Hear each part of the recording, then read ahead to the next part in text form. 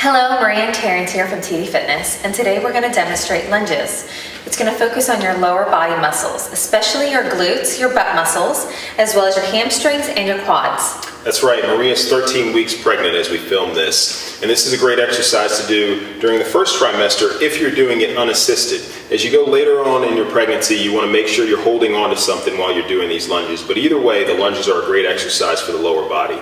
So the way we're going to do this, you can see Maria standing with her hands on her hips and her feet slightly narrower than shoulder width apart, and she's basically just going to step forward and then come back up to the top. Now, a couple of things to remember here. As she steps forward, you don't want your knee to come beyond your toe because that could place excess stress on the knee joint. You can go back up. Another thing to point out, back down. For the back leg, it can either rest on the ground briefly, or it can just hover slightly above the ground, okay? So back to the top.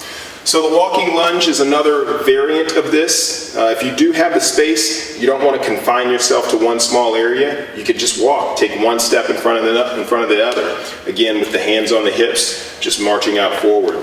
Yet another way to do this, as I mentioned earlier, if you do have something to hold on to, something like a TRX, you could use that as you hold on and perform the lunge as well. So again, the lunge, a great exercise to build that strong, stable lower body.